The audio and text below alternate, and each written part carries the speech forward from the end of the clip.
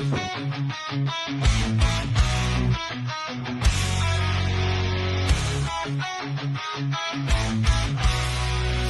white thunderstorms, we ride on the back of our truckers in a fearless flight. Sons of Thor, hearts made of fire, conquering lands, fueling our desires. Soaring engines and lightning in our rise, united we stand. Our strength won't compromise. From the east to the west, we sail every road with our warriors. Never feel alone. Landscapes of freedom beneath open skies, a promised land where our spirits arise. We battle the storms and tides of the sea. Now we've arrived in the land we're meant to be.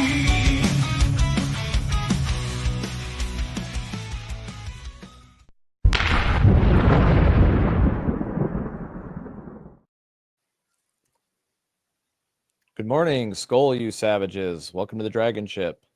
Oh, Today, we'll be talking about the Dunning-Kruger effect. Now, are you in the grips of Dunning-Kruger? Technically speaking, we all are, but don't want to get ahead of myself.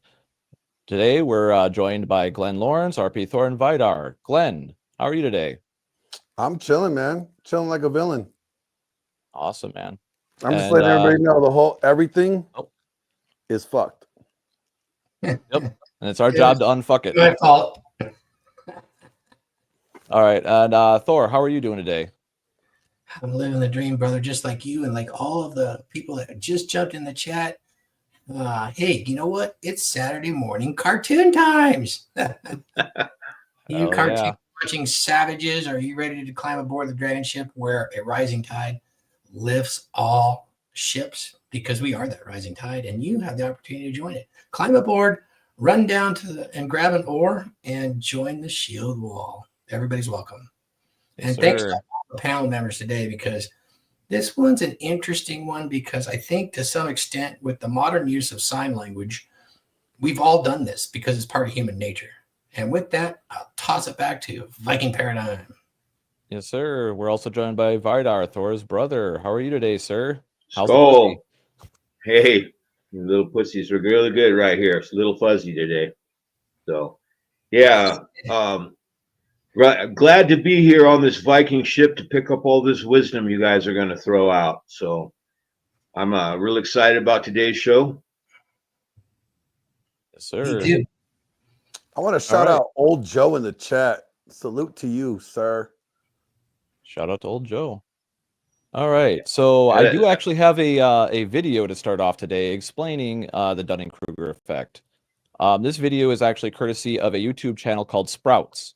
They're a team of animators that animate educational content. They try to take complex topics and boil them down a little bit more succinctly, and then provide that content with a Creative Commons license on YouTube for other people to edit and use freely, as long as you credit them, as I am right now. So I got a link in the description. Feel free to check them out if you want to use their content, or even just enjoy the educational content from the videos. Without further ado, here is their video explaining the Dunning-Kruger effect.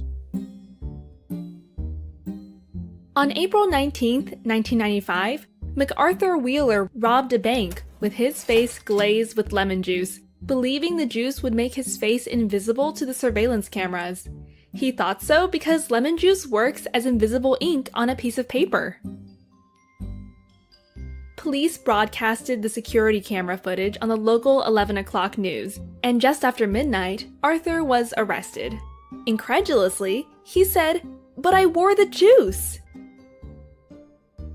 Baffled by this reasoning, David Dunning and Justin Kruger, two psychologists, studied Mr. Wheeler and others like him. They came to the conclusion that people with low ability at a task tend to, paradoxically, overestimate themselves.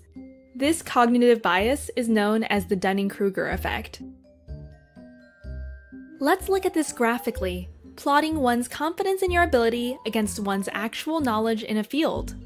As we learn something new, we are often highly confident because we know so little that as soon as we know a tiny bit, we think we know it all. Those who stop learning here maintain a false sense of mastery. Those who continue learning realize things are more complex and often lose motivation. And the more they increase their knowledge, the lower their confidence becomes. Many stop at this stage, thinking they've learned nothing. Only if we keep going can we regain confidence while getting better. And at the end, we will be full of knowledge and almost as confident in our ability as right after we started. In other words, if a simpleton, a good student, and a wise teacher were to have a public debate, this is how things could go down. The simpleton knows just a little bit, but is very confident and voices his opinions loud and without hesitations. The student knows more, but doesn't realize it because she lacks confidence. She keeps quiet. The teacher is confident, but understands how complex things really are. Hence voices his opinions with reservations. In the end, the simpleton wins the popular vote because he is so confident about being right, and people tend to trust certainty. Research from North America, Europe, and Japan suggests that culture plays a big role. From assessments of one's own ability to drive, we know that 93% of Americans think they are better drivers than average, while only 69% of Swedish think so. In Japan, on the other hand, people in general tend to underestimate their abilities as a strategy to see their underachievement as an opportunity to improve. Setting out on a journey of learning can be a daunting experience. What starts off as a leisurely stroll soon changes into an intense battle of willpower between you and an intimidating amount of knowledge. Do not give up. The longer you fight, the more power you gain, up until the point you win. And in the end, if you persevere, you may be elevated to the ranks of Socrates, who over 2,000 years ago left us with a quote of wisdom: "I know that I am intelligent, because I know that I know nothing."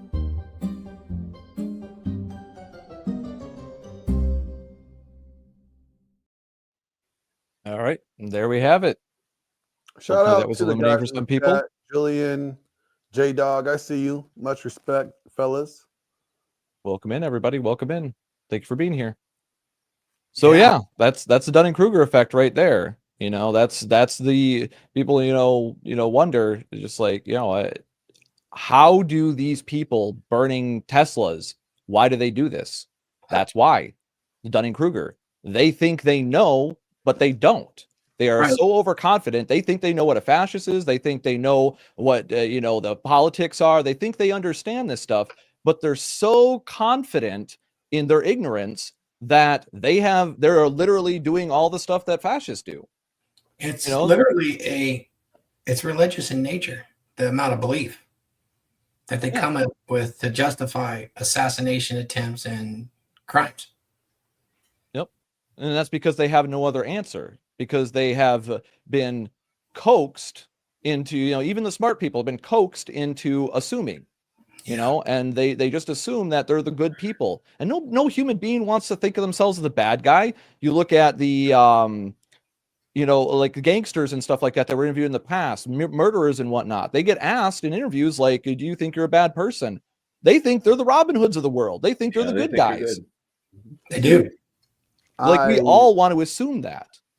Yeah, the first study in one of my psychology classes when we dealt with that was a study that was done on John Dillinger, and he was one that when he was interviewed, even though everybody else knew he was a bad guy, he completely justified and thought himself as a good guy. So yep, that was one of the earliest studies that I'd ever read about. I root for the bad he guy. created enough character, force of charisma that a lot of people he was able to use that on. They liked him and they helped him. Yeah, that belligerent certainty. Yeah, I root for the bad guy. Like, what did 50 Cent say? I watch gangster flicks and root for the bad guy and turn it off before it ends because the bad guy died. that's why I didn't watch the last season of Breaking Bad. Well, that's a whole nother cognitive bias that we could get into is the underdog effect, right? We have a bad habit sometimes of rooting for the underdog. but it can work in real life. I mean, It absolutely can. We've seen it. Mhm. Yeah. Yeah.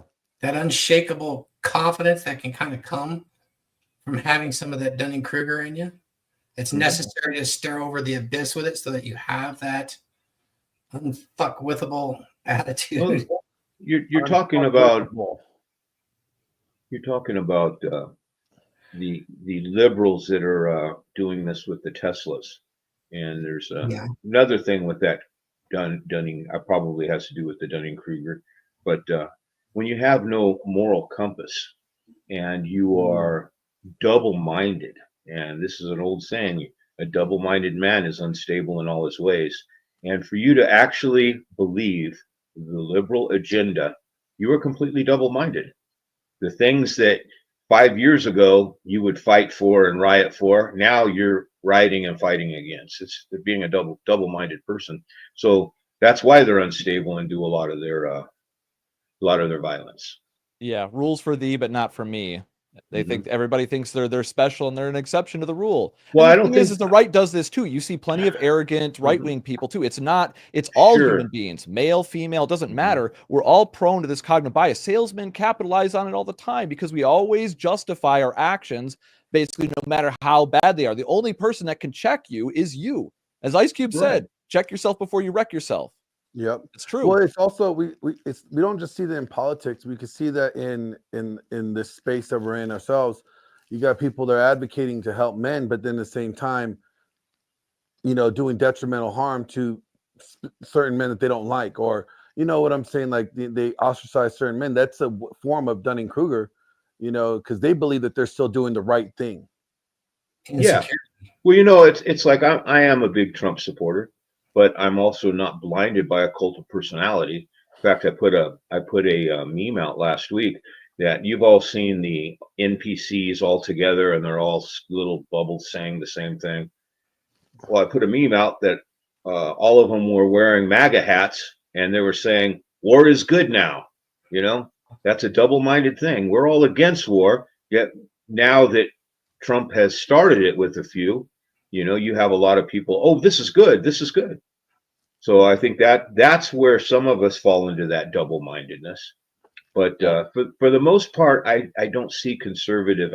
I see him consistent. It's like I got into an argument with a liberal over the vaccine, and he started telling me that I'm in a cult of personality with Trump. And I said, wait a minute now, I'm not vaccinated. Who did they get the vaccine under, and who was pushing it? Who in the beginning? It was Trump. That's Trump's vaccine. And I said, I didn't get it. Most of his supporters didn't get it. Okay, so we're not following a cult of personality. And I said, in fact, you're the one that got it, and the boosters. You're the one with that Trump juice running through your veins, not me. Oh man, Yeah. he got hot Bandwagon at that. effect. But it's the truth. They say his side says it's good, it's good. And even though they'll turn it around, 2 weeks from now, as long as their side's okay with it, then it's okay. And if Trump says it the same thing, then it's bad.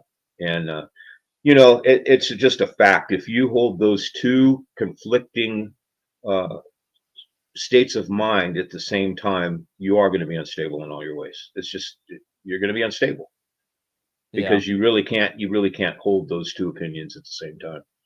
Yeah, the by any means necessary attitude, right? Mhm. That's what they fall victim to, and because they don't have the actual answers and assume they have the answers, that's how they blunder. That's why you Mhm. see these people defiantly sabotaging these vehicles on camera.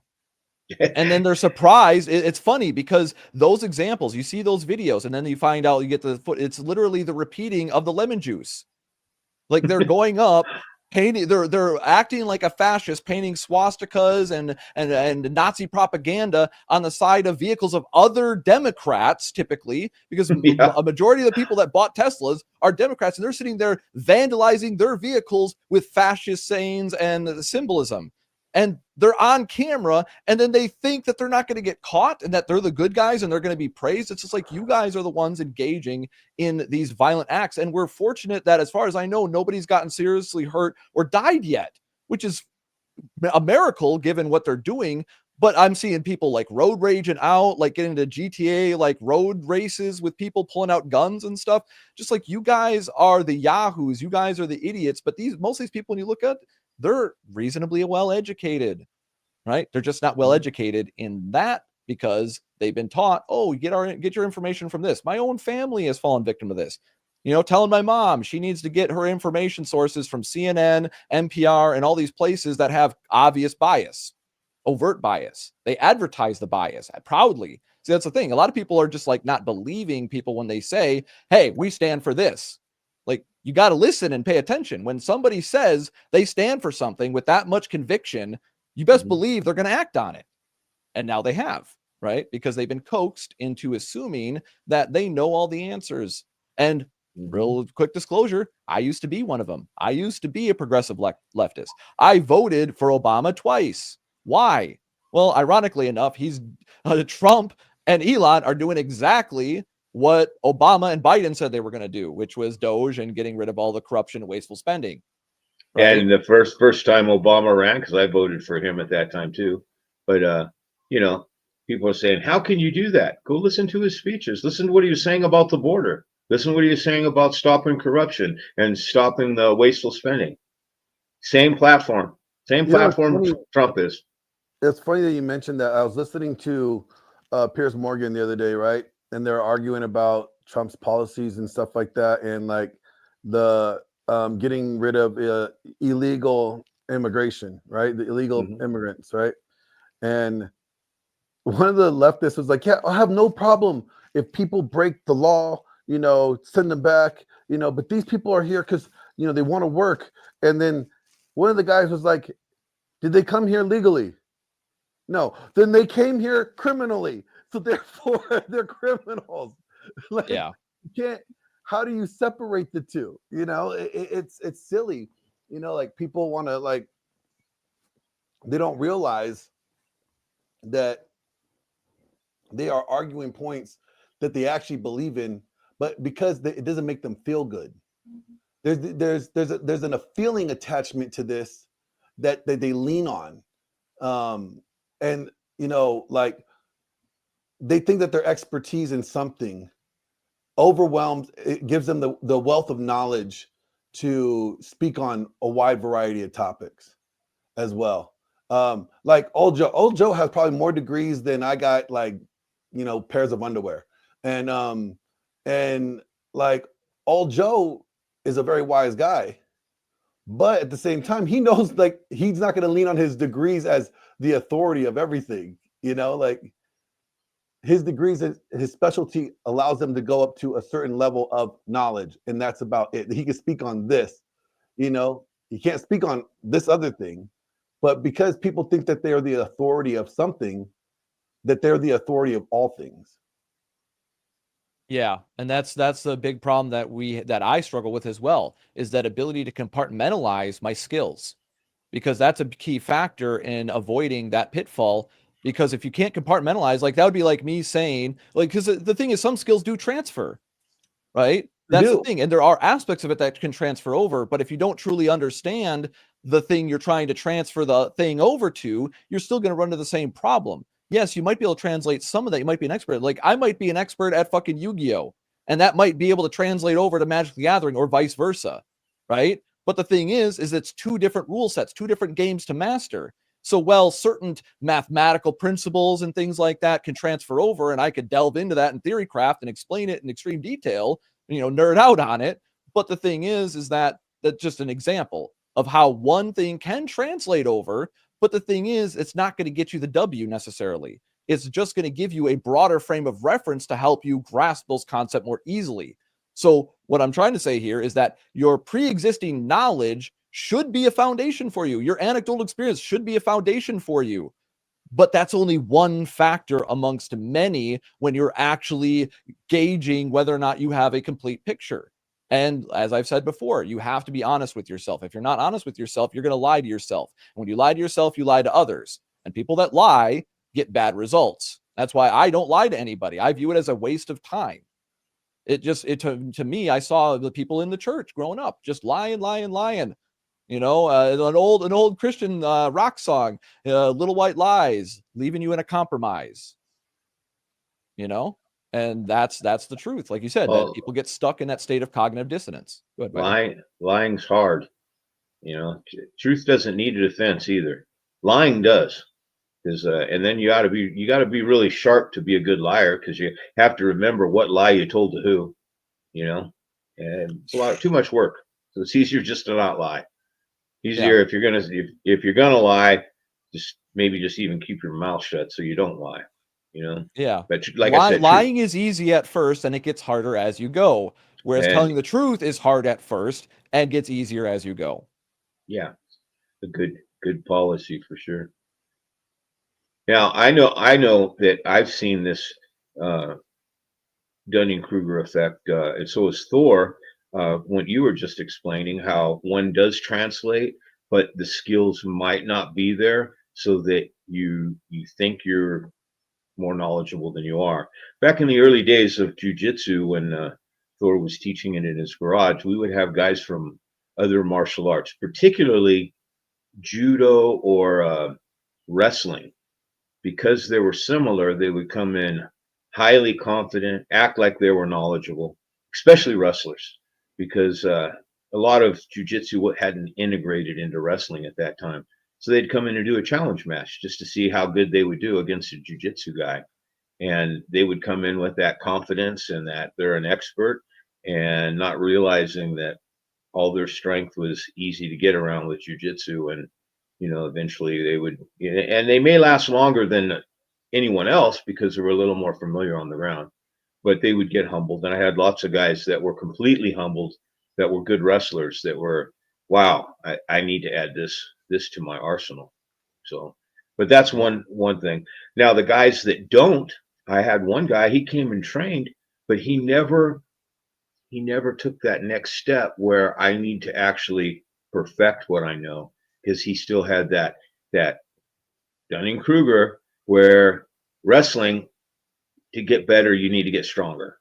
It's not that you need to perfect the moves, the technique. So he just always a great guy to this day, but he just was a wrestler, and that was his Dunning-Kruger when it came to that. All he needs to do is get stronger. He never took the time to reflect or be coached into saying you need to get the technique. So, and that's one of the things with the Dunning-Kruger, is some people will never change, because it does take some inner reflection, and it takes, sometimes someone else telling you, to where you can be humbled and have the desire to change and actually learn. So without that, you kind of stay in that Dunning-Kruger effect. Yeah. Like I said, it comes down to you being honest with yourself first and foremost, because everything else radiates out from that. The aura that Thor talks about, that comes down to genuine integrity and honesty. I was talking to Glenn behind the scenes beforehand. I'm just like, it's kind of funny to me, like I've been criticized for being too honest by old bosses and other people, and, being too outgoing and arrogant. And it's just like, but as you see, like, what was the problem in the video, right? The wise man didn't say a goddamn thing, really, right? Because he understands how complex things are. So, like, going back to the example of when we did Thor's fundraiser, when the one gentleman was trying to give, as we call it in the Fresh and Fit community, dog shit advice to the audience, starting out complaining about the problems with his woman stealing his covers and giving him shit for passing out on her side of the bed. It's just like, I don't have these problems, and you're complaining about them. And now you're trying to pretend that you know more about women than me, when I've had the same woman with me, and I've had other women, for 15 years. And most of the guys on the panel have steady relationships that are successful without any of that nagging BS. So it's clearly he's arguing from ignorance, but what am I going to do? Let him shout me down? I got the truth on my side. So I went in on him and completely dismantled all his BS. He's a lawyer, right? He's thinking that debate tactic is going to translate over. But the thing is, he's not confident and competent in that, as was displayed by his original complaints. And so what do I do with situations like that? I tend to make an example out of people. Same way I had to have an example made out of me when I was fucking up and people confronted me. I am actually very grateful when people confront me about my shortcomings, because it's given me numerous times, like they talked about in the Japanese mindset, that is a opportunity to improve and become better. When you can recognize a flaw, if you don't know what your problem is, you can't solve it, you know? So, but I digress on that. Well, like it's like what Michelle says here in the chat. She's like trying to call someone else's experiences Dunning-Kruger. You are likely experiencing it also. Specifically for your own reflection. Like a lot of times, like what people do is like, you know, they will call someone out. This person's this and blah blah blah blah blah. Really, what you're doing is you're projecting, and you're experiencing Dunning-Kruger. You know, Confessions like by projections. yeah, For sure. But that's not what I was referring to. I'm referring to, you have someone, you're in a debate, you're not going to call them out. Oh, you got Dunning-Kruger. What I'm talking about is you're saying, okay, I'm going to lay this out. This is the truth. This is what you're missing. Not even telling them that. Just lay out the truth so that person can then go, wait a minute. And they have to have enough inflection to be able to go, wait a minute, that is something I need to look into, or maybe I'm wrong here. See, a big component, in fact, if you go to the studies of the Dunning-Kruger, a big component of it is the metacognition. I don't know if you guys are familiar with that. Are you familiar with I haven't heard that metacognition? term before. No, Okay. please. Yeah. Yeah, metacognition is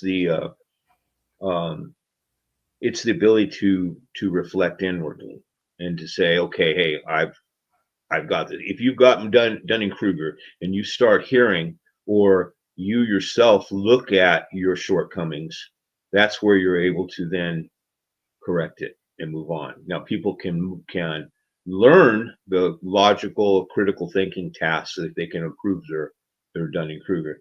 See, when I studied it, I looked into, my first thought with Dunning-Kruger was, is this something that's just with people with maybe a low IQ? You know, just like in that first thing you were talking about, that first little movie, is it someone who's a little bit, you know, a little bit lower than average, maybe, that they're not there? But that's not it, because there's people that are very high IQ that have it also. So then I wondered, also, is it a personality trait? Is it someone who's, you know, a narcissist or boastful? Is that what's causing it? But that's not quite it. That doesn't answer it either. Combination of both. And actually, I think there's one other, you know, I think there's more than one reason for it myself. But Yeah. the result of getting over it would be the metacognition, the ability to then look inwardly, like I was saying, or being able to, when you're hearing it, being able to listen and hear, to distinguish what your stance is compared to realizing that you need more information. It happens, a lot of people, we were talking about in politics, a lot of people that do, I know in the political realm, they like to call it red pill when you start hearing the truth rather than the awokeness, right? The wokeness, they call it also being awake. And when people get to the point where they're not going to be, I'm standing on this because I'm an expert because I listen to CNN, to the point there go, well, maybe I should get a few more points of information from, so I can start weighing it out. And you get to the point where you can then come to your own conclusions rather than listening to a particular newscast that's going to tell you, and they have their other motives in what they're saying. So this is what I call it. Okay, to get away from Dunning-Kruger is simple in the fact that in the ancient writings, okay, and I'm sure you've heard this. How do I put it? Okay, the word meekness. Do you guys know what the word meek means? oh Because yeah, Most people don't. In I fact, I mean, would venture to say most Christians don't know what it means, because the adversary has very good at changing the definitions of words. And the first century word meekness is a lot different than what they say today. Okay. The word meekness, in fact, doesn't have one translated word that it means. Today, if you tell somebody meek, they say timid. You're timid. It's a timid person. The meek shall inherit the earth. And then you see a picture of, after Armageddon, you see these little weak, timid people crawling out from under the rocks, and they're inheriting it. That is not what meekness is. Meekness is the ability, I would say, of overcoming the Dunning-Kruger. It's the word coachable, but it's not just coachable, because even with that word, that insinuates that somebody is on the outside telling you what to do and you just follow it. But it's more than that. It's a I would person say, that is coachable, a person that can hear the value, can weigh the truth. You hear these different things and you can weigh the truth. Just like when you look at yourself and you go, okay, here's where I'm flawed.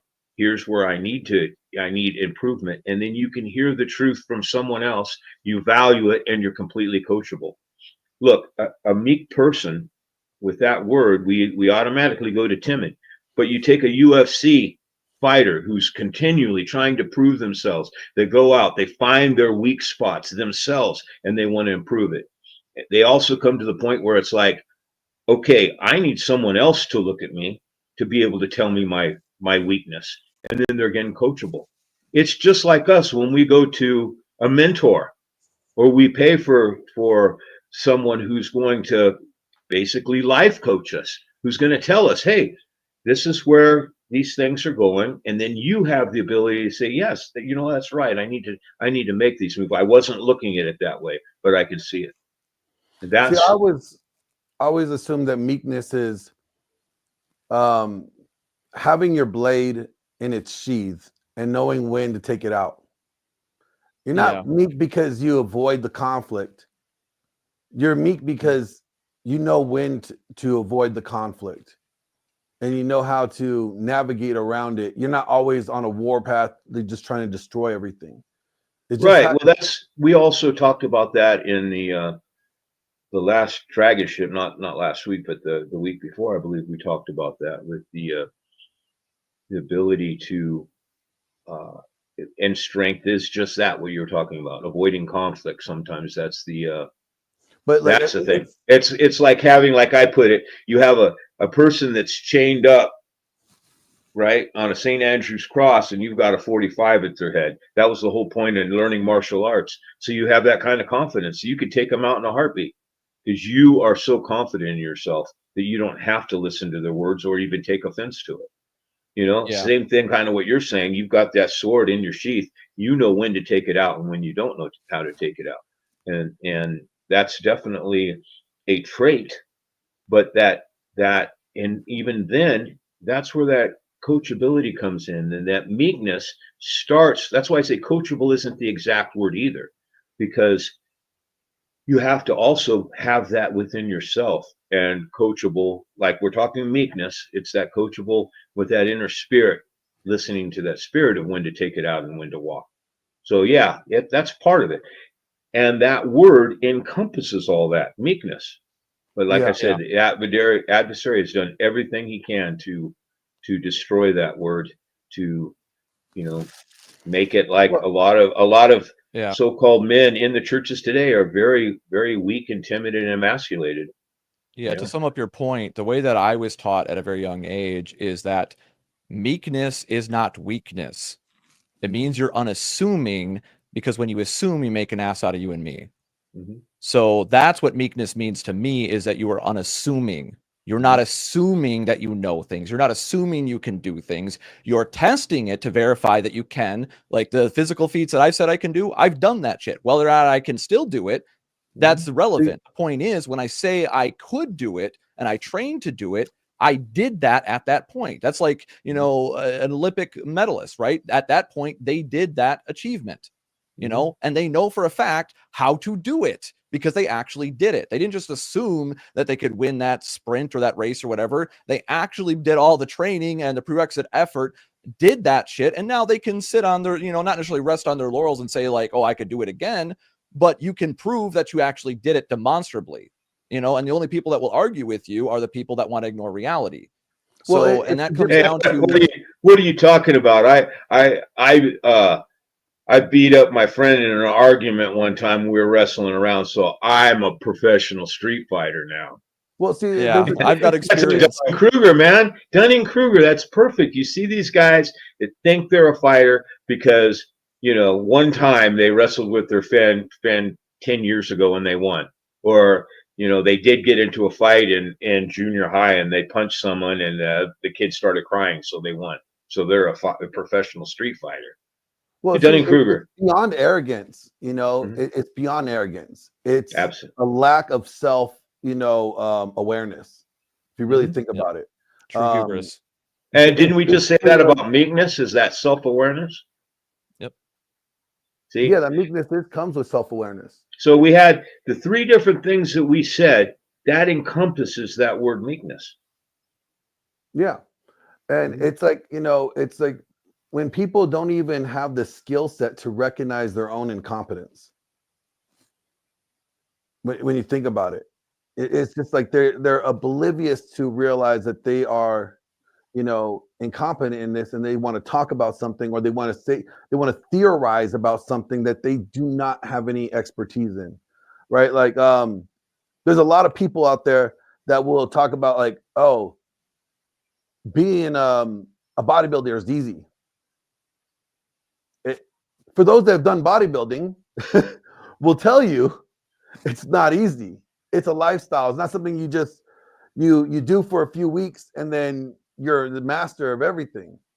No, like it's a lifelong journey. It's a lifestyle change. It's more than just theory. It's actually talking about experiences, failures, things that you've learned along the path. You're speaking not from a theorizing standpoint. You're speaking from experiences, not just your own, but what you have witnessed in the process. There's a difference between theorizing and actual lived, world experiences. There's absolutely a difference there. And that's where the Dunning-Kruger is an issue. Is a lot of people speak from a theory and less of actual experiences, because they may have some experience in this area. They think that they can speak about experiences in this area now. And as we mentioned earlier, there may be some crossover, but the crossover doesn't completely translate, right? Like I have suffered numerous injuries. I cannot speak about Thor's, injuries that he's overcoming every day, that I have witnessed him overcome daily. I can't speak on them from my own experience because I've had injuries that have, caused me, knee problems or leg problems. I can't speak on that. But because I have some experiences and say, hey, when I stretched out this way, this allowed my, legs to move a little bit better. But I can't say, if you do this, Thor, your legs will get better. I know because I've been there. It's a different experience. But there's and it's understanding the context. That's a key factor, is understanding the true context. This is where when I can't remember what the rule is. It's one of those razor rules or whatever they're called. But Tarl, that's a really, really good. You guys put this together really well, because one of the key elements when you're talking how we talk with the Dunning-Kruger and where it goes and the insecurities, one of the things that it lacks the component of enlightened self-interest that we stress so much, that it allows that zoom out to the big picture, which gives you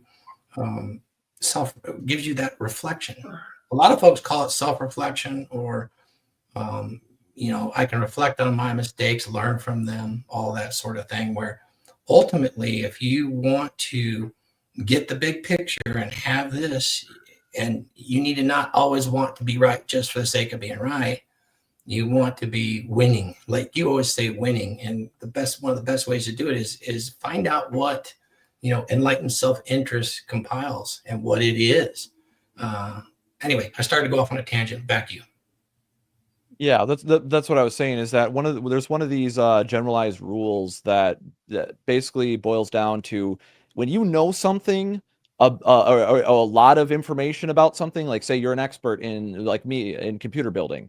When somebody tries to tell me some BS that's, either coming from know-it-all or they're just lying, I'm going to be able to pick up on that a lot easier than I would be able to if I knew nothing about the topic or knew little to nothing, especially if I know so little and I'm relying on this person. I'm just like, oh yeah, they're not going to lie to me. What possible reason could they have to lie to me, to say that the part that's out of stock is not the best part, right? It's just like, as an example that happened to me.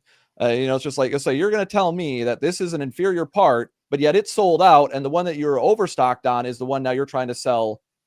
Just like, that doesn't make any sense. Especially when I know for a fact, because I've studied this, that particular part is superior in almost every single way. It's just like across the board. So because I have that pre-existing knowledge, I was able to get, sold on it, right? Same thing with, like, say, when your girl goes to a mechanic shop and she doesn't know anything about cars, you'll see this same type of thing happen where women can easily get scammed on the stuff when they don't know. But you see plenty of men get scammed on it too. It's not just women. It comes down to ignorance and whether or not you have inoculated yourself with true knowledge, right? Because that's the real crux of it, is that when you don't know something, you don't know. And when you assume, you make an ass out of you and me, because you just start goofing off. And a lot of people don't understand that. That's where the dragon ship comes in. You need a good bullshit shield. Well, that's why having good, valuable friends around you that will tell you when you're fucking up, and not just tell you you're fucking up, but tell you how you're fucking up and how you can fix it, right? That's one of the things I look for. I've been criticized all my life because I'm a loud, arrogant motherfucker with a lot of natural talent. But how do I hone that, right? How do I sharpen my blade without being a fucking idiot? Well, I look for people that were respectable, that could actually break it down for me, so that way I could understand what the actual practical advice was to improve. And that inoculated me to that situation contextually. And then there's some translation over, but the more of those bubbles that you fill, more of those buckets you fill, so to speak, the more knowledge you have. Exactly. And when you add those buckets, the self-awareness is your inoculation against bullshit. Because when you can assess, people can't control you then. When you know thyself, other people can't manipulate you by triggering your emotions, by triggering your ego, and making you think that what they're saying is true. Think, right? Most people aren't really thinking, they're feeling the truth these days. They're not really thinking about it. And when you don't think about it, you just assume. So the key thing, landing the plane on this part, is knowledge. Knowledge is power. They say that for a reason. It'll teach you how to use the pen and the sword. And that's your real understanding, because it's like, yeah, you can pick up a sword and swing it, but if you don't have technique, like Vidar talked about with jujitsu, yeah, it doesn't matter how good of a wrestler you are. It doesn't matter how good you are at swinging the sword. If you don't understand the technique, you won't be able to do it well. Yeah. Yes, sir. It's absolutely true. That's why,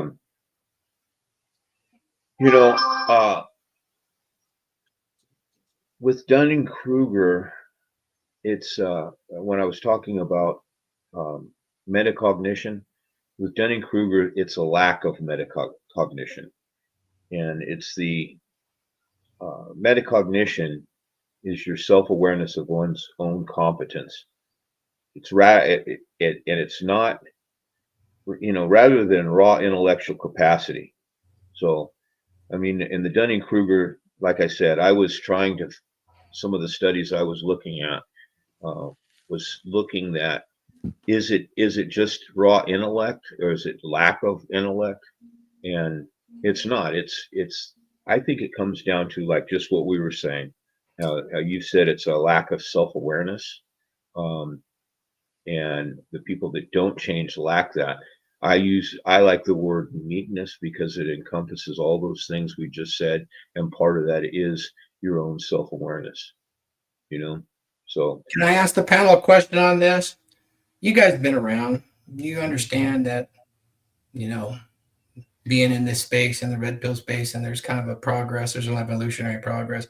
Have you guys, what is your opinion? Because I sense that in speaking with a lot of folks that do have some of this outside of a trained mind, you get secret kings. You guys have heard of the classification of secret kings, where you'd have a player, you'd have a dominant masculine presence, you'd have an alpha, a beta, a sigma, and a secret king. I think there's quite a few guys in our space that are secret kings. What are your guys' thoughts on that? And how does Dunning-Kruger play into it? Because I think that's a part of it.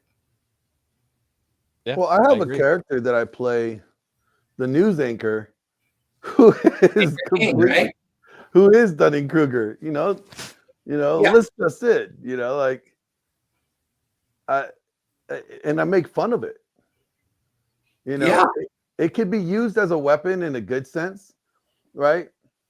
If you're using to highlight behaviors, right? If you're using to make fun of, or you're trying to like, you're showcasing like, hey, watch out for these guys. It's yeah. Yeah, I agree. I see it all the time where, because this is something that's known, is that guys that will talk one thing and then do another. A lot of them they'll have an opinion, a high opinion of themselves. Like I was suffering kind of some imposter syndrome for a while because I kind of thought I might be a secret king, right? Checking and being insightful. But then I found out, thanks to my sister, through DNA testing and historical examples, technically speaking, in real life, I'm actually descended from Norse kings, like blood-wise. But that doesn't make me a king. From the aspect of the PUA days when they started classifying a lot of alpha, beta.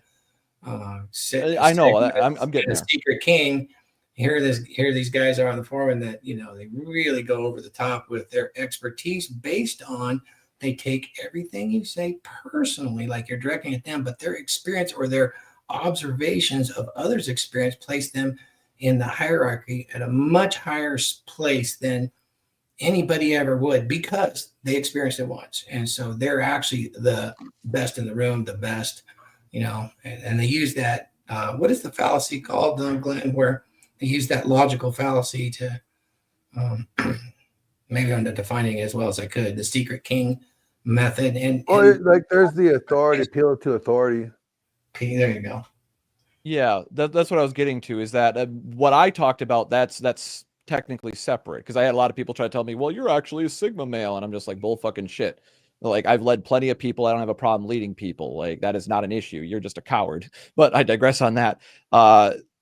The thing is, when you see in this space, it goes back to that same thing where you learn enough to say get a W, and then assume that every W after that is assured. And you just assume you've made it, because you didn't go down to the point where you lost the confidence and then came back up on the other side, gaining that confidence. So you get two people that sound the same on either side. You get the people that actually know what the fuck they're talking about, that sound as certain as the people that don't know what the fuck you're talking about. And that's what I was saying before. The only way to really tell the difference is to educate yourself on a topic. Do the due diligence your own self, actually understand these concepts and principles. Don't just take my word or anybody's word for it, because if you don't know, you don't know. And that's where most people get stuck, is they start listening to everybody around them and don't actually look up for verifiable details and get cosigns on those verifiable details and understanding it. And the thing is, sometimes, you can't learn everything, right? That is a problem. But the thing is, you can still learn enough to be able to pick up on if this person is stuck at the start and bullshitting, or if they actually know what the fuck they're talking about. Because I know, like I said, the example, when certain people are bullshitting me, because I know, say, the legal terms, I know all the laws and things like that, because I've actually looked them up and read them. And the key solution, I want to drive this point home that I think, and then we can run the mid-roll ad, is curiosity. That's the key thing. Most people lack curiosity and creative thinking. They just assume they can do things. They're not curious to find out if that's true or not. The reason why I'm so good at everything I do is because I'm curious on how to actually get good at it. So that way, when I brag about it, I'm not doing that based off of nothing, smoke and mirrors. Like, I actually have something that I've built, and that includes my mind first and my body. And I'm able to do more with that because of education. Education is inoculation. But the problem is that most people have is that they get inundated with propaganda, not education. And because they haven't actually fact checked for themselves, they really don't know. And they're trusting other people to not be bullshitting them. But as I found out the hard way, the issue is that most people that are bullshitting nowadays don't even know that they themselves are in fact bullshitting. See, what I always tell people is trust but verify. Exactly. Like, oh, Viking may be saying something that might be true. I'm going to do my due diligence and verify what he's saying is true. You're not going to say because I have experience with somebody third removed that I actually know that he's not. No, because I know nothing. I know nothing. Okay. Right. I know nothing, and I'm going to learn something. Like, I take it upon myself. Yeah. See, that would be a result of metacognition right there. And another result of metacognition is what you brought up, which is imposter syndrome. Yeah. That is a result of metacognition, where you are then questioning, hey, do I really belong here? Do I know enough here? And then there's also topics that go so deep that once you think you're an expert, you start learning more and you realize that you know nothing about the subject. Yeah. I mean, I find that when I'm studying the ancient writings, and you think you have it down, and then the Holy Spirit shows you something that is just so mind blowing that you realize you know nothing. So Yeah, we are perpetual students, no matter what it is. It's just like if you're in, again, jujitsu, I think even red belts will tell you that they're still students. Yeah. Yep. Yeah. And that's a good point, because the thing is that I never close doors on topics. I practice scientific due diligence. A scientific theory is never settled. It's just more or less confirmed to be mostly true. You can always revisit, you can always retool, recalibrate, and if new information presents itself. So even if I'm very certain of something, I still, like, for that example, right, about the computer part, I double checked with the AI, even though I knew the answer already. I had it reference a bunch of web pages like, hey, I just asked it like, hey, what is the best part for this role? And it said that it's widely accepted that this part is the best part for all these tasks. And so I didn't just trust myself, even I verified my own information, measure twice, cut once. And I revisit information. I get challenged on something, and especially if I'm, like, say, going to be in a debate about it, or somebody wants to challenge me to debate, I'm going to go look up that information again, just to make sure that I'm not bullshitting, tripping myself, because you never know. I might have missed something. I'm not perfect. I'm only human. And I recognize that. And that makes all the difference, is the curiosity and the willingness to be wrong. That's why I ask all the time, do you want to be right? Do you want to win? All right, let's do mid-roll ad, and then we'll get back to it. The first step in killing a man's ambition is making him doubt himself. And this starts early. As a boy, he dreams big. He wants to be a warrior, a king, a hero, but the world tells him to sit still, be quiet, and fall in line.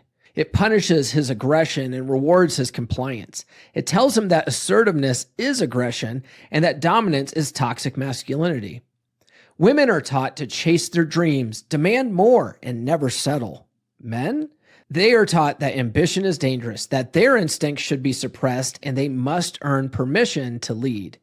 The modern man has been raised to be useful, but never powerful. And so he stops trying. He conforms. He shrinks. He buries his dreams. A once fearless boy turns into a man who second-guesses himself at every turn. He goes from a warrior in training to a man who asks for permission before making decisions. He loses his natural aggression, his drive, his willingness to take risks. He stops seeing himself as the leader of his own life and instead becomes a passenger in it. But here's the truth. A woman will never be attracted to a man who asks for permission to exist. And no man will ever respect himself if he spends his life waiting to be chosen instead of seizing what he wants. Look at an average man today. What do you see? He slouches, he averts his eyes, he speaks hesitantly, as if afraid of offending someone. He constantly worries about what others think of him. His body is weak, his spirit is broken, his mind is controlled by fear.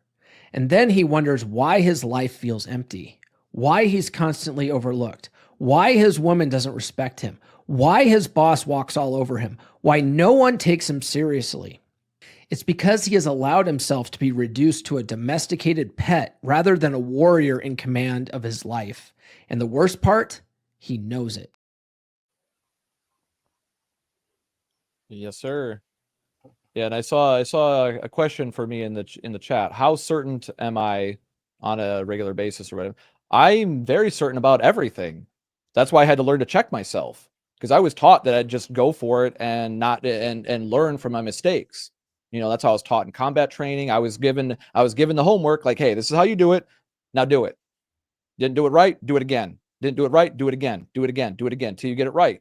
That was the only option I had. I wasn't allowed to fail. So I got very good at just like plowing through shit and just getting naturally good. That's why I said naturally talented. I'm just a fast learner because I was forced to be, not because I necessarily was. I don't know. Because I started at such a young age, I was just forced to perform and get good at anything I did.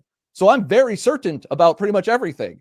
What I attempt to do to humble myself is only be 99% certain about anything. I'm never 100% certain about anything.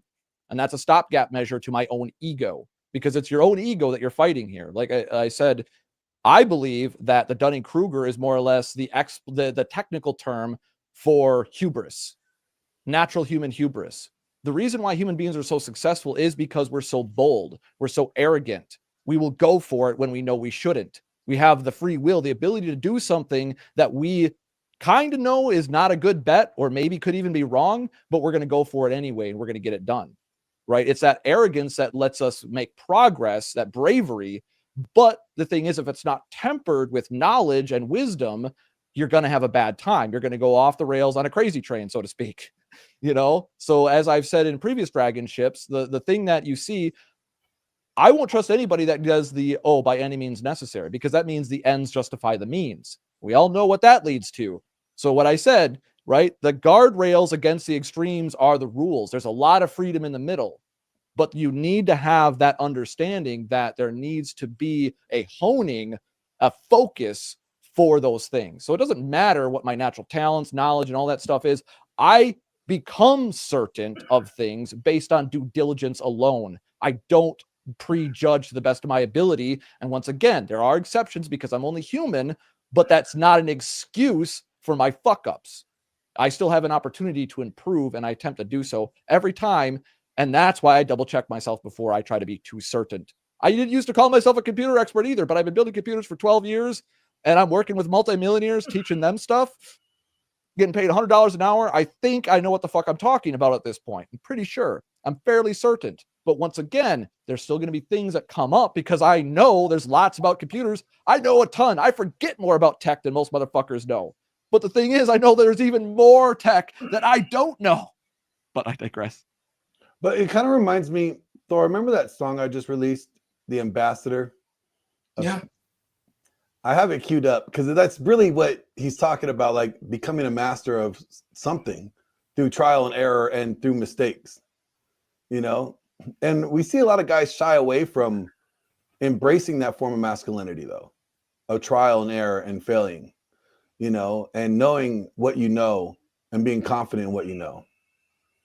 Yeah, that's being conditioned out of them, I think, on our education system. But yeah, if you wanted to play, that's a good song for, music's very important for a lot of people to get their mind right, and part of getting our mindset in a good spot is when you have a little of that Dunning-Kruger and you come back for it, emotionality is really, us men get very angry when we run into emotion from the women. The women, tend to get masculine. And so, yeah, you can play it. You know what? Let's see if the chat wants to hear. Chat, do you want to hear it? Do you have any speakers and or let everybody know that I have a new YouTube channel? Yes, this is a great time. Thor does have a new YouTube channel. It is under Thor Markison, right? Yeah, and that's because I was very proud of myself and my eyesight was doing very much better, but my dyslexia on the computer is not. And I posted the wrong thumbnail that YouTube immediately deleted my channel for violating terms of service. And I really thought I did the right thing. But yeah, the new channel is really where you want to go now and listen. Yeah. There we go. I posted a link in chat for everybody. If you want to give Thor a subscribe over on his new channel. And then at the end, I'll post the website where you guys can find a lot of free content that I think you'll find extremely valuable, especially how I became durable about the 1991 electrocution and 12,000 volt blast that I was in, where that really put my mind. This was, yeah, the hand of God came down and put my mind right away through the use of electricity, thunder, and lightning. So, yep, that'll do it. Yeah, thank you. A lot of us come here from trauma, but then we get locked into, you know, whatever works, and that's okay. But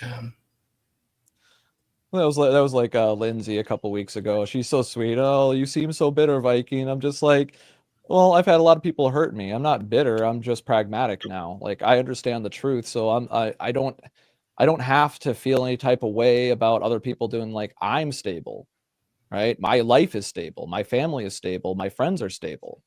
You know, we all recognized, you know, the truth that we don't know shit. Like Socrates said, I know I'm smart because I know that I know nothing.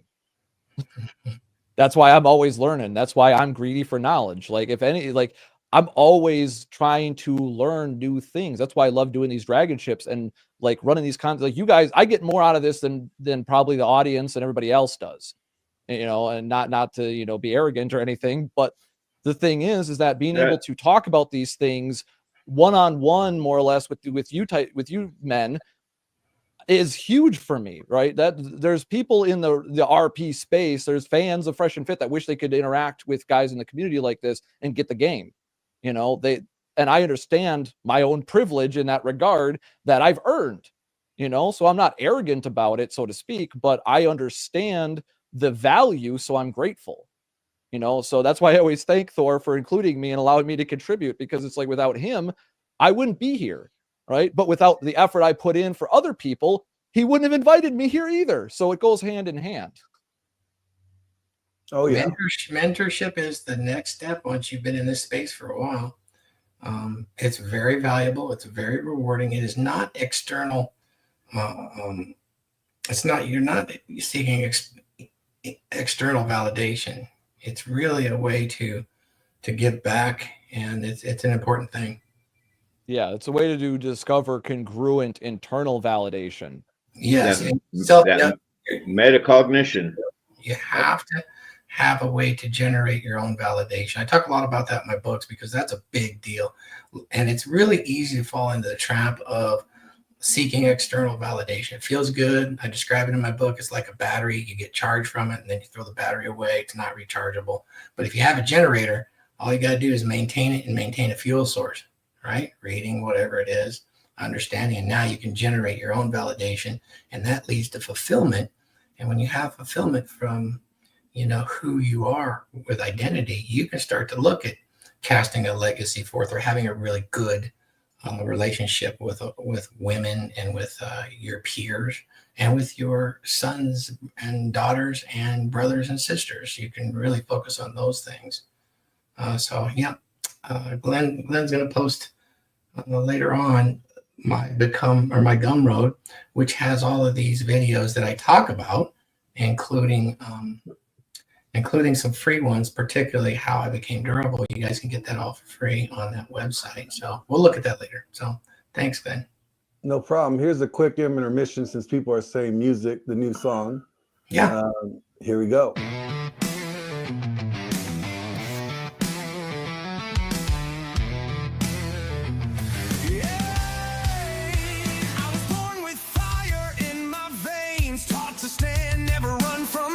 They called it pride, I called it strength. Built my name with blood and faith.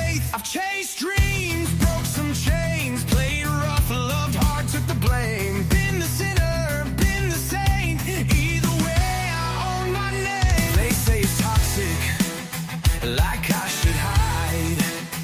But I won't apologize for being alive. If this is toxic masculinity, then fuck it, I'll wear the crown with dignity. I'm a risk taker, go getter, a warrior, a late night lover.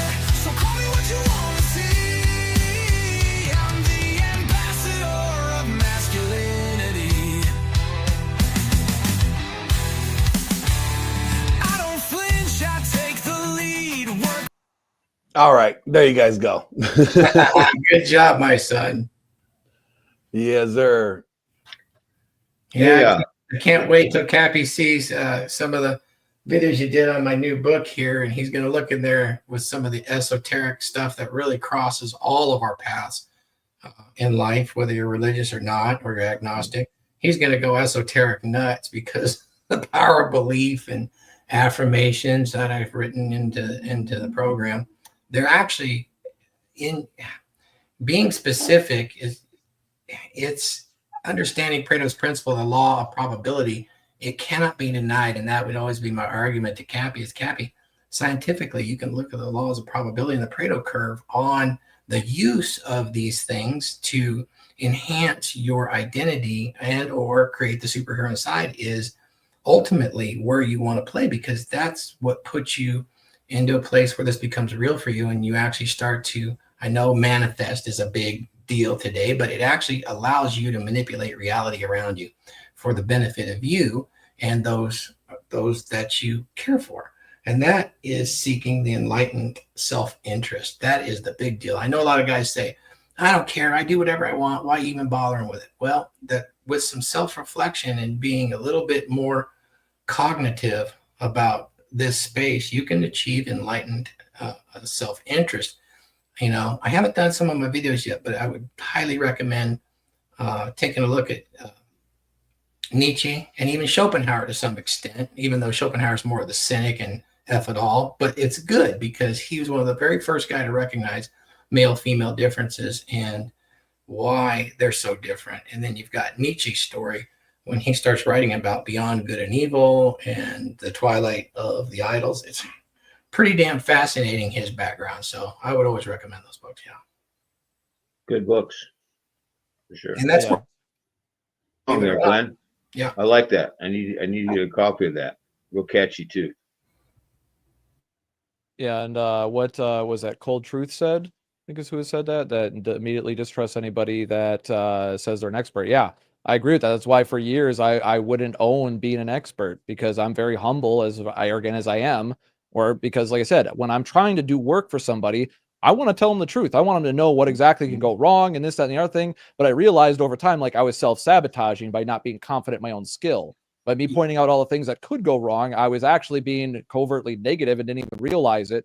And so now I just own the fact that I am an expert. I've got the track record to prove it. I've worked with the people. I can prove all the stuff I talk about with actual real world examples, not just anecdotal, like this is technical stuff, and it all matters. So that's why I had to realize I had to cross that barrier.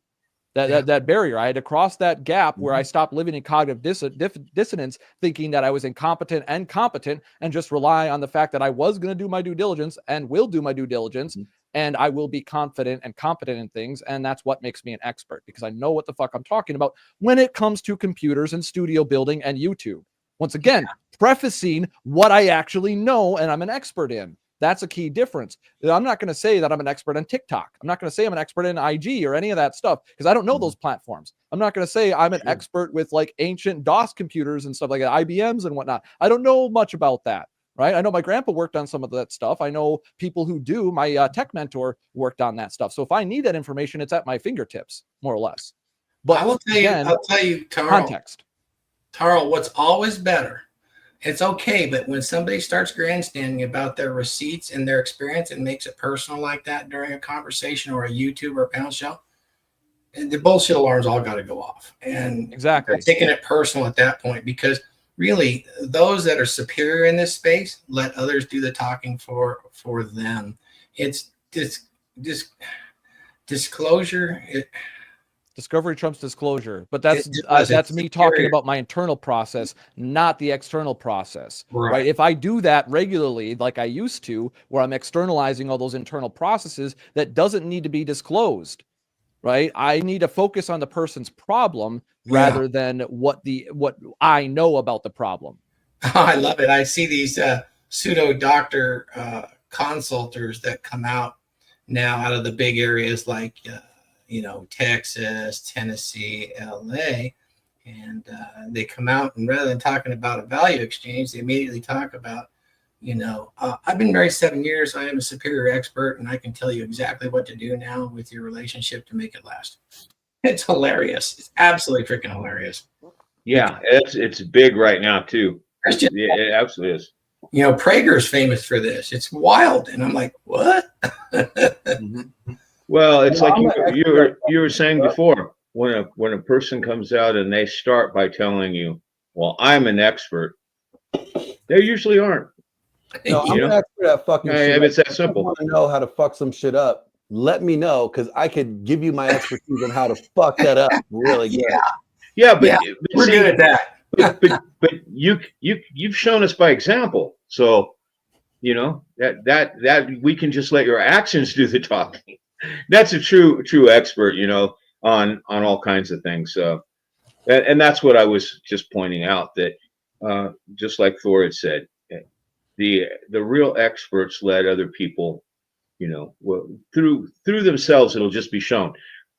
But I know, Tarl, you're talking about an internal process. So the internal process for ourselves is this. The definition of expert is basically, an expert is someone who's able to testify on that subject in court. That's an expert. So if you know enough, it doesn't mean you're the best. It doesn't mean you're the most knowledgeable. But if you know enough to testify on that subject in court, that is the definition of an expert. So you can be confident. If you're confident in that you know enough that you can testify in court, you can be confident in your expertise. Yeah. Just wanted to point that out. No, that's true. And that's why I was saying it comes down to what you know, not who you know or what you think you know. Hey, Glenn, it looks like Beaten Cheeks showed up into the chat. I really like that guy. I admire him on Brian Atlas's show tremendously. Cheeks. Yeah. Let me tell you about Cheeks. This motherfucker sends me a video of him in fucking Colombia. It's like, wish you were here, bro. Like, never got the invite, homo. Yeah. Looks like he threw some a donation out there. We'll have to check. Of course he did. I love Alberto. Man, thank you so much. It goes a long way. Yeah, anybody that can help out with Thor's fundraiser, the GoFundMe is still live. I do have the link pinned on my X. So if anybody needs the link, it's right there at the top. So you'll be able to find it, no problem. And I can post it in the chat again if, here, hold on. Yeah, and we're still working the goal. And we gave some stuff away. And right. Glenn, you got a quick update on that? Quick That should be the update. link. We are, let me go ahead and pull it up here. I believe we are just shy of 50% of the goal. We had some milestones where we wanted to give some stuff away and help. Yeah, we have one book that we have to give away. We have to send out. I got the address of where they're at. And they are out of the country, so we're going to be getting that squared away. Okay. Didn't know if anybody knew this, but AJ's second book will be coming out around the 12th of April. Yeah. Nice. We like that. And he'll be returning back onto the panel shortly after that too. So yeah. He's working a lot and he's doing really good. I understand. Yeah. Yep. So, yes. Look at this. Thor will still look better than you in your 20s. Then yeah, I'm okay at 62 with brain cancer and can barely move. But thanks to my Viking son, because he spots me because I do have a risk of falling. I have to wear a tarred helmet, but I can still do a few kettlebells. What did I do the other day? I did some chin-ups. You did. You did some pull-ups. Yeah, I think I did 3. But just because I have an 8-pack, I'm not really an expert in abs. Yeah, like, that's the thing. Just because I only have experience and I can only speak on what I have been able to do, but that doesn't make me an expert. Yeah, you can't Yeah. fix ugly. I got that one dialed in too. But the funny thing is, it's so shocking that it's kind of a peacock when I'm that ugly. Yeah, like just because Thor wrote a book about a dominant masculine presence doesn't make him an expert because he's still learning. It's a forever journey. It's not the destination. Although you can get a long way up that mountain, with it. Shows you the shortcuts, but you got to still do the work. You got to do the work, and a lot of the work is self-discovery, reflection. A big part of enlightened self-interest. You really need to understand what that is, because that's going to put you in a spot that with enlightened self-interest, it's going to help everybody around you. It's like you create this vibe and you create this energy field. You're not coming in with puffed up lats and all that stuff to look dominant, but you have this air about you where women show deference, men do as well. I mean, you can see it with some of our folks right now, especially the politicians. There's guys out there that really show it.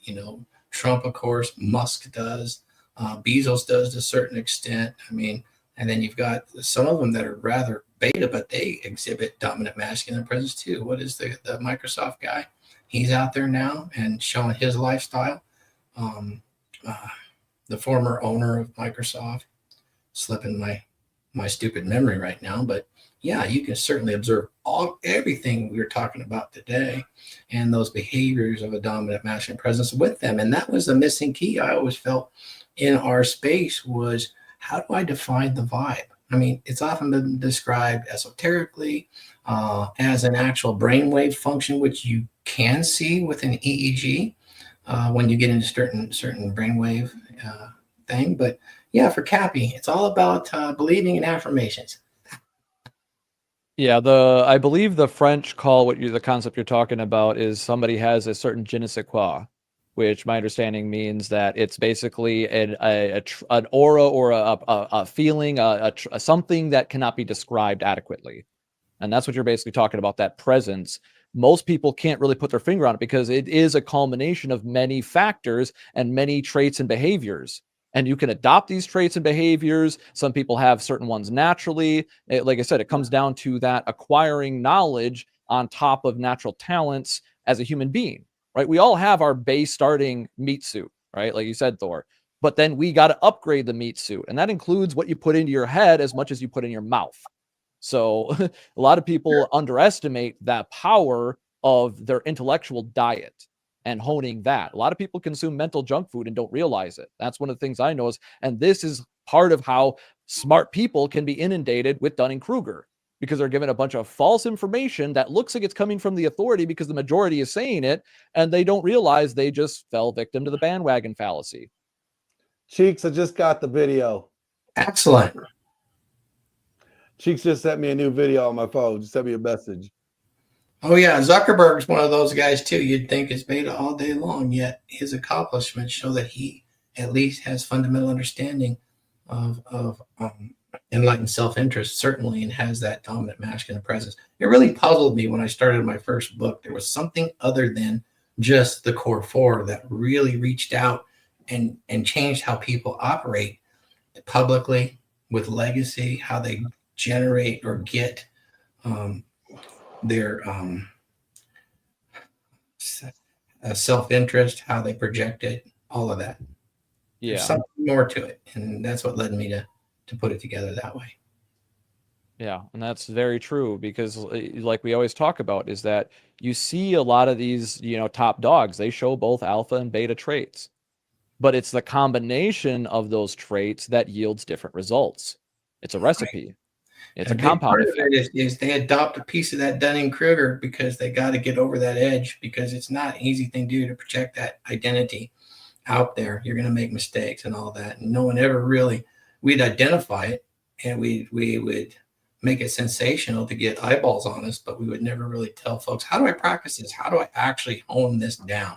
Because everybody that I've identified in there that's doing it, that you would publicly know, that are multimillionaires, billionaires, the Tates, all of it, they know intrinsically what that is. They've experienced it with their fathers, whoever it was, mentors, and they're able to capitalize on that every day. And it's a cool thing. I don't think anybody really capitalized on it too much before, except maybe Nietzsche when he wrote his books. Yeah. Yeah. Well, and that goes back to some of the principles I talk about all the time. I kind of encompass everything you talked about there, Thor, by the universal leadership principles, right? Leadership is universal. It's demonstrable. That je ne sais quoi, right? That's usually what people are describing is true, genuine leadership, in my opinion. Okay. Right? Somebody who's overcome the Dunning-Kruger and achieve in themselves to achieve mastery. Because that's the thing. You can overcome Dunning-Kruger in particular areas, but until you overcome your own knowledge about yourself, get through that Dunning-Kruger dip and emerge the other side, sounding the same, but much wiser, that's how you achieve true mastery in any subject, is by mastering oneself. Hey, Thor, haven't we talked about this, methylene blue? Yes. Yeah, I use methylene blue. I also use the antivirals. There's studies. I started per Laurent's advice. I looked up some information. I got some actual medical advice, and started taking it, and it works quite well. It is actually the very first of the chemotherapies that was ever invented. Yeah. Yeah, And it's antiviral, antibacterial, and antifungal.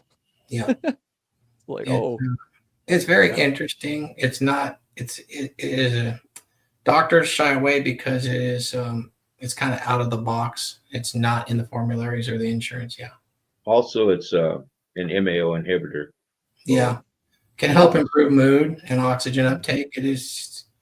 Yeah, if you're taking anything that alters your brain chemistry, you're not supposed to take it without talking to a It will doctor. absolutely piss every woman off on the planet because your pee turns blue and stains shit. Yeah. Yeah, it looks like Tidy Bowl cleaner, but it actually stains the bowl. Really, what it is, you guys, it's hypnotic. So just pee in a cup and then give it to your friends. You mean put it in a bottle that says hypnotic on it? Speaking of our Tokyo friend, welcome in. Hey, there he is. Good morning, gentlemen, or good evening, I should say for you. Good morning. Oh my gosh, that's one of my favorite humans right there. We were just talking about methylene blue. Yes, sir. Fantastic. Yeah, you know, going on about 2 weeks here. I got some, and I tried a very low dose, and I started getting a strange headache, and just started feeling so weird. So that day, I decided to look at everything I was taking, and I'm having an addiction with nasal spray, and it's one of those cold relief nasal sprays. It actually works better than the prescription stuff for me, and so it's habit forming in the fact that when you stop taking it for about a week, your nose is completely clogged up. But it turns out as an MAO inhibitor, you cannot be doing phenylethylamine, which is the nasal spray I'm doing, and that's what was spiking my blood pressure and giving me a headache. So you definitely got to look at everything you got to look at everything you're taking before you take it. Luckily, I did 3 drops, and it made me feel that way. I'm glad I didn't do a full 11 drops. So it does have an interaction with that particular any cold medicine, and any sort of benzos. Don't go out and grab methylene blue. Yeah, right. that's why they recommend to make sure you talk to a medical professional and get some real advice. Like, for instance, the dosage that I got recommended was recommended by an actual medical doctor, which is 10 drops 4 times a day for the treatment, and you space it out. So that's but once again, that's not going to work for everybody. And if you don't do your due diligence, you're going to have a bad time. Right. Like I looked at all my prescriptions. Everything was good with them. But then that one thing that I didn't look up, turns out it was my nasal spray that I have to do every 2 to 4 hours. So anyway, look at everything. If you're not talking to a doctor or about it, even then they're not going to know offhand everything. So you need to look at everything you're taking, including over the counter medicine, Yeah.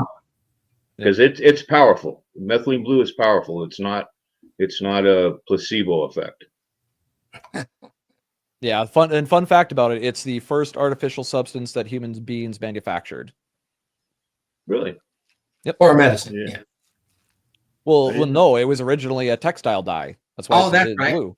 Yeah. Yeah, and then they found out with I can't remember how the experiments happened, but somebody did some experiments with those sort of. Oh, that's right, because a lot of the same thing that we're having now with the dyes.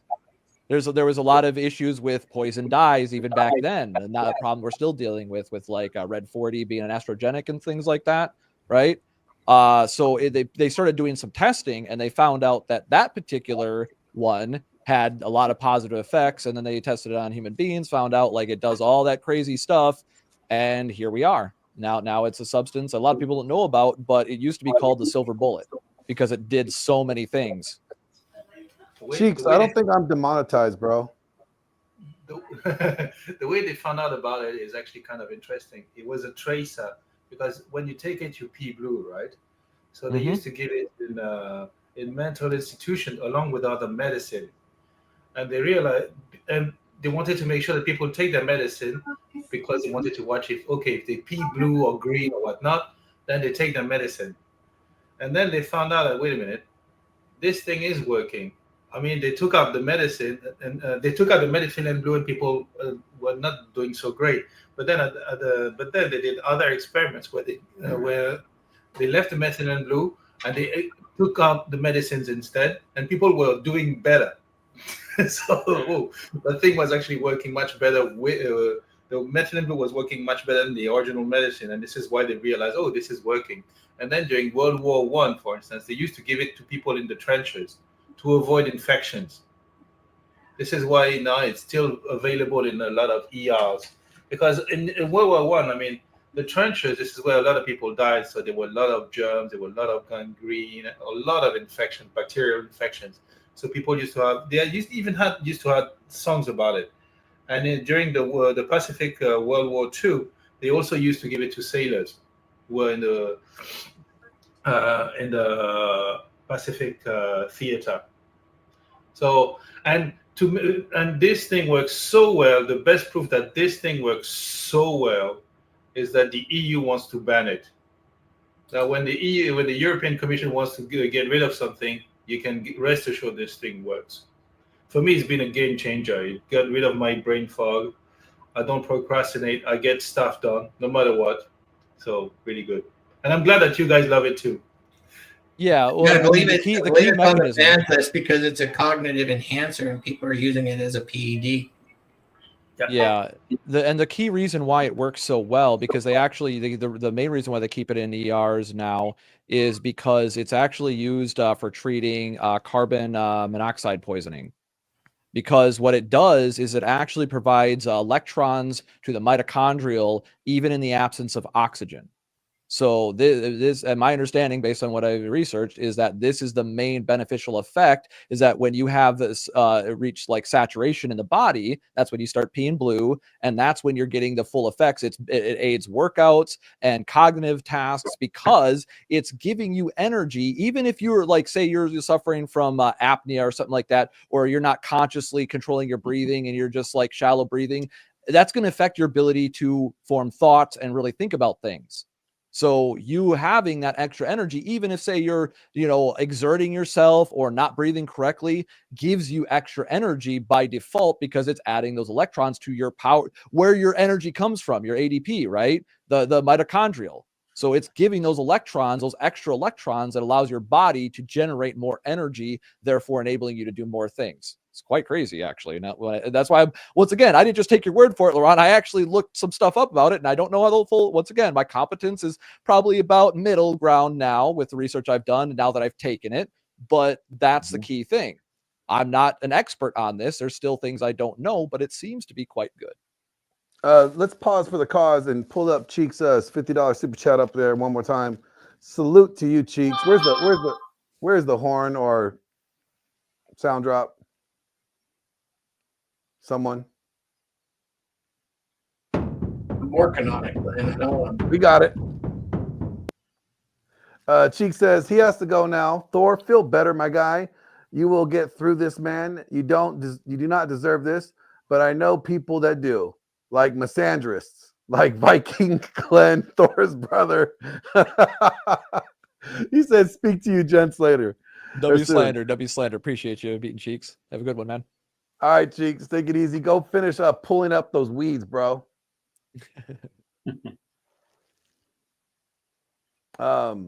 You want to hit the rest of the super chats while we're at it now? Oh yeah, definitely. All right, what do we got here? We got Beating Cheeks, and then we got Beefing Cheeks is wrong. Thank you, Chairman of the board. $2. And thank you. And then we got Lauren's 6-month 6 months. membership. Well, would you look at that? Excellent. Yeah, thank you everybody for the support. Appreciate you. All right. And so, do you want to hit those questions that you have? well, we actually covered all of them. Oh. All the stuff we talked about. See, this is why I always have the questions prepared. But the thing is, you probably saw me. I'm looking over at it. Yeah, we covered pretty much all the questions right there, just automatically. That's how good we are, guys. So yeah, it's been an hour and 30. Why don't we just go around the horn and wrap it up there? If the audience wants, maybe we'll do a part 2 of this at some point with more of the panel at a different date, because a couple guys couldn't be here today. Real life stuff, and real life always trumps this sort of thing, right? We got to handle our business. Priorities, gentlemen, priorities. It's already been an hour. Sorry about this. I mean, it's time difference. I didn't know. Wow, it's been an hour and a half already. Yes, sir. I didn't know, but oh, my apologies. No. I just we were starting. My apologies. Okay, next time I'll adjust my my alarm clock. It's all good, man. Appreciate you for pulling up. So we'll go around the. Let's just start with you, Laurent. Like, what do you got going on? How you been? And final thoughts. Oh wow! I was about to say. We were talking about Dunning-Kruger, so I'm sure in your line of work you're familiar with people that are purported experts and things like that. Oh, it's funny about Dunning-Kruger itself. It is in the first version of my book. I actually talk about it a lot because people are so dumb, so ignorant that they think they're good, and it's something that is very prevalent in CEO, like in the C level. They're so out of touch with reality. Look at Disney, look at all this. And Kodak, for instance, fantastic example. Disney, amazing example. They're so out of touch that they think they're good. And it's very prevalent in the stock market. It's very prevalent in the CEO class. Also, people who don't know anything about the markets, when they come to anything, oh, yeah, it's pretty easy. They have this Bruce Lee complex where Bruce Lee, before doing Kung Fu, thought that a punch was just a punch. Then he realized, well, there's much more to it than that. And then after he studied Kung Fu, he realized, well, no, a punch is back to what it is. It's back to throwing a punch. So there's a long learning curve. And in the markets, what you don't know can kill you as much as in life. And Dunning-Kruger is very, very, very prevalent in large companies, because people surround themselves with bozocrats. Now, the difference between a bureaucrat and a bozocrat, and you used to have that in the US government as well, in every government, between a bureaucrat and a bozocrat is a yes man bureaucrat. Whatever comes from the top, always say yes. So that was it for my take on the Dunning-Kruger. As for myself, I just moved here to Shimoda.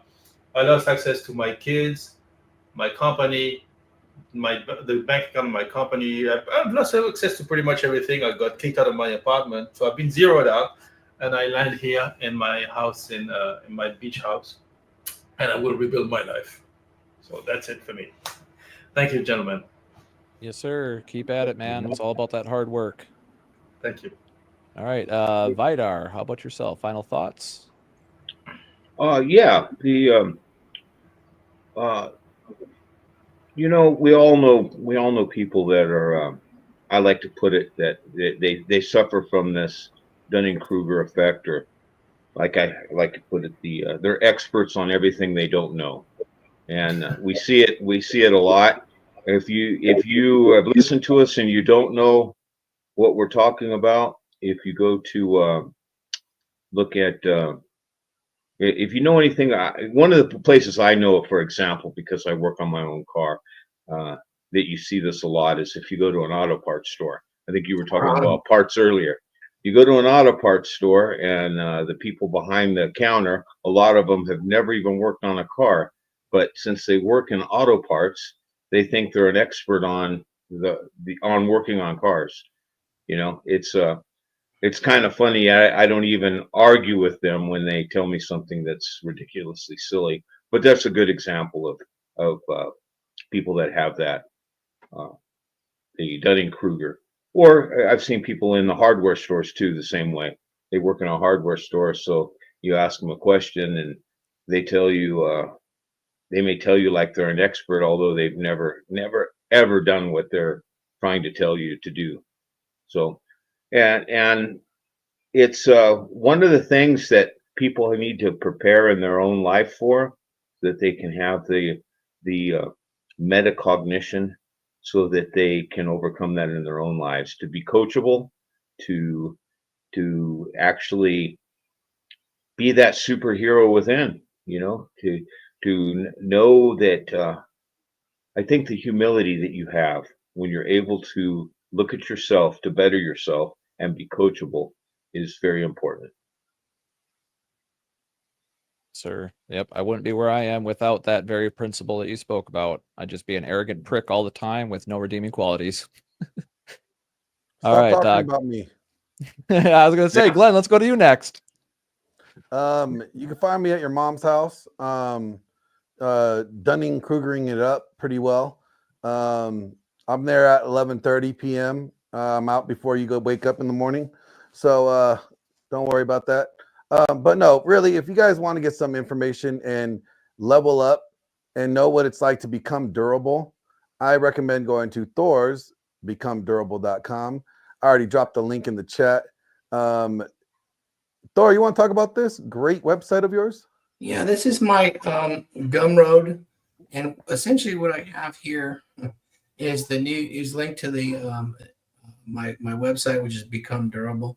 There are some of my video lectures here from doing the conventions, some of the keynote speaking, and some of the courseware that have been turned into these small modules that you can get. And certainly, it's called The Mastery of Oneself, and there's like 5 of them that you can go from how it all started for free. You can listen to that in audiobook, or you can purchase some of the other stuff that's on there that went out, and it's all been reduced to $30. And there is a discount code called Dragons that'll get you 50% off of that as well.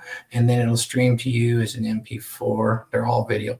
And then you certainly can carry that on any device and stream it and utilize that information as you see fit. You can put it on your TV, you put it on your phone. But I would encourage you to go there. Also, during COVID, I did a whole series of workout videos from anywhere, where you can work out anywhere. You don't need a gym. And it's all the exercises that I did to get in the best shape possible of my life by the time I was 57 years old. And I also have some on hormone replacement, my experience with that. And actually, I refer some of my friends that are doctors in there, which you can get medical advice, even though it is not medical advice. It is just a way to guide direction.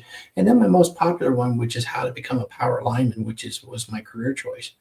My career choice was flying on helicopters, landing on 500,000 volt lines, climbing towers and poles, and you had to be in shape in that. I always felt like, if I slip, I need to be able to hold my entire body weight plus 70 pounds of tools in order to get myself back onto the tower. Even if I had a safety rope, that's what I would do. So that one has become very powerful, because what it does is it points folks in the right direction to get certified so that they can get accepted into an apprenticeship program.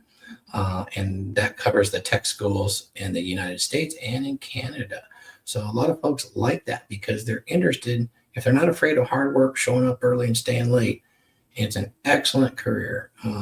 That choice that you can do without a college degree, although almost all the apprenticeship programs will allow you to earn an Associate of Science at least, and sometimes a Bachelor of Science right there from your experience in that trade, which is a real nice advantage. And I talk about that, and then you get a PDF with all of the addresses and contact information for how you might want to approach that. So that's one of the video lectures that I did that seems to be very popular. I've spoke about that on Fresh and Fit and with Aaron Clary and some of the other folks. Definitely go see Aaron Clary and tell him, you know, about my affirmations. That'd be great. And I might just have Glenn at the very end show everybody what it's like to help out Thor. You know, that might be fun. So that's all I really have. Thank you for your prayers. They work. Glenn and I have been working with Vidar, and we have a really nice prayer thing going on. And yeah, we're looking at doing something there. That'd be really interesting. Thank you, Glenn. You've redefined my faith, and I don't have my quick start guide where it defines all the traits and behaviors of a dominant masculine presence, but honor, loyalty, mentorship, friendship, timeliness. There is quite a list there that you might want to access in the book. That's pretty impressive. And Glenn, Vidar, all the men here exhibit those in spades. And that would be, if you have that list and you look for those traits and behaviors in other people, you're not really going to go wrong, or you're not going to run into Dunning-Kruger. The one thing I do recommend in the book is you kind of have to have some of that to look over the edge into the abyss so that you can get that confidence and competition to say, you know what, I am unfuckwithable. And that's where it really pays off to have a little bit of the Dunning-Kruger. Yeah, for sure. You have to be a little bit arrogant to be brave, right? You have to believe you can to take action. If you tell yourself you can't, you miss every shot you don't take. So you do got to start somewhere. But if you don't start at all, like, you won't get anywhere at all. So yeah, my final thoughts on this, you don't know what you don't know. And in the words of the great Ice Cube, check yourself before you wreck yourself. So on that note, thank you everybody for being here today. Thank you, Dragons, Skull, and we'll see you next week.